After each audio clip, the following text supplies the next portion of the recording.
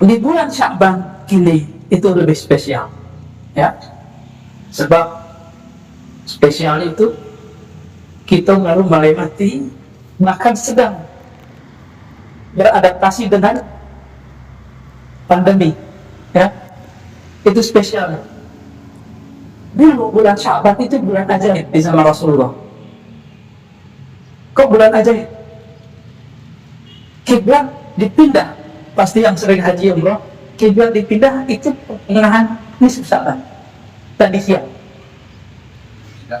Iya. Masjid apa namanya? Kiblat. Jadi Masjid Al-Aqsa dipindahkan. Maka kalau kiblat di situ. Tapi soal di situ bukan sesuatu yang spesial.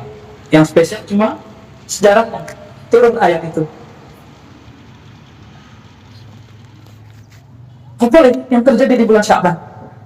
Jadi kiblat kita itu ulang tahun malam ini. Ulang tahun kiblat itu. Jadi boleh disebut milad kiblatina. Milad hari lahirnya kiblat kita. Pembeda abadi antara ahli kitab dan Nabi kan nggak suka dengan tersabuk, menyerupai ahli kitab kan nggak suka. Nabi menghormati milad beliau, lahir beliau dengan berpuasa. Ya, tapi kita kan tidak perlu puasa lah ya. Untuk hari milad, memang kita siapa? Ya, di milad kan. Baik. Lalu Nabi mengatakan, Innallaha la yattali'u fi lailatin nisfi Sya'ban. Hadis itu hasan, ada di Tirmizi, ada di Ibnu Majah, Ahmad, dengan riwayat yang sedikit berbeda-beda, tapi maknanya sama.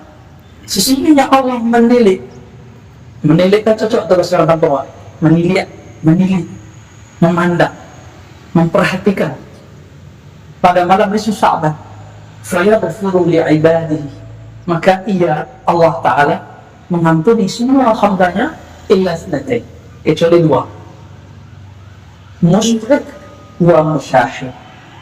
Orang yang musyrik, baik musyrik yang jali, yang jelas, ataupun yang khafi, yang tersembunyi.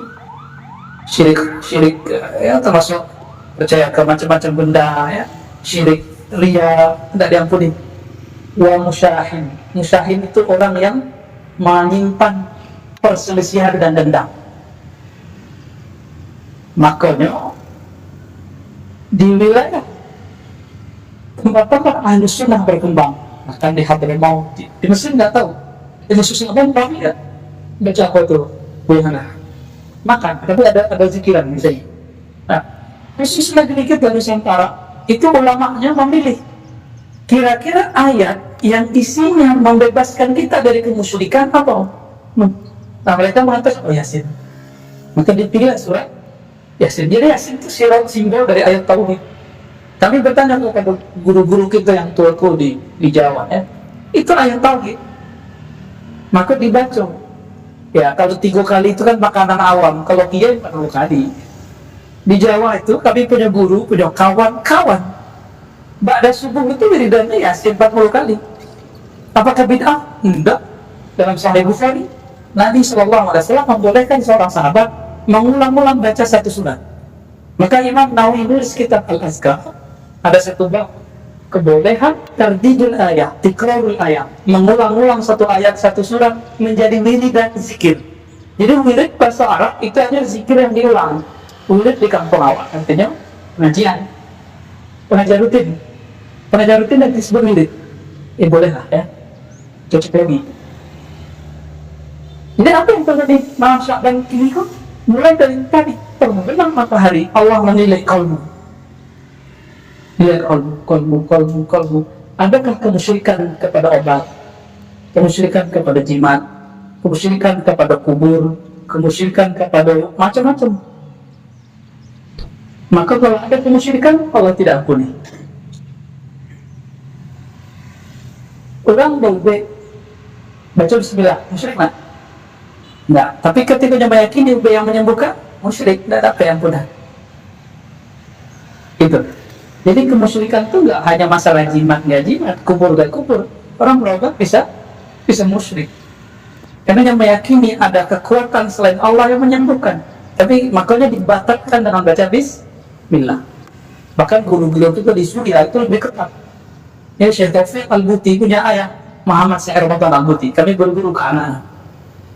Kata beliau, siapa yang meyakini nasi yang mengenyangkan, obat yang menyembuhkan, syirik. Tapi itu sepenuhnya tidak tuh,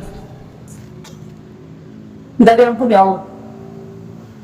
Nah, maka cara membersihkannya, ulama kita dari dulu, setelah yasinan, baca la ilaha illallah, itu rahasianya sebenarnya. Oh, cocok lagi? Tidak.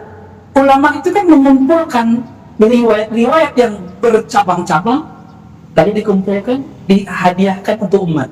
Jadi rukun 3 galeri. Sholat itu kan kumpulan hadis-hadis, ya kan? Kalau nggak dikumpulkan hadis, itu sholat berantakan, pasti berantakan. Karena tidak ada hadis yang detail dari awal sampai akhir lengkap. Misalnya subuh 2 rakaat ada, tapi itu enggak. Tak ada. Dikumpulkan ulama, muncullah namanya rukun 3 bulan. Lihat boleh haji rukun 3 bulan? Wajib, bukan boleh. Wajib. Kalau dengan itu mengerti sholat wajib, ya. Tapi kalau di Muhammadiyah disebut tuntunan, ya sama barangnya itu. Ittiba bahasa Arab. Ya, huwa. Tidak masalah sebenarnya, itu perbedaan istilah. Tapi malam kini ada orang yang anti dan tidak paham dengan persoalan itu, malah menyebarkan permusuhan. Orang baca Yasin disebutnya ahli bid'ah. Cari musuhnya, musyahin. Tidak diampuni orang itu. Dan yang dimusuhi, dendam. Apa jatuh pintar. Jangan bu, tempat Timur Tengah lah sosok salahnya sama itu. Tidak diampuni.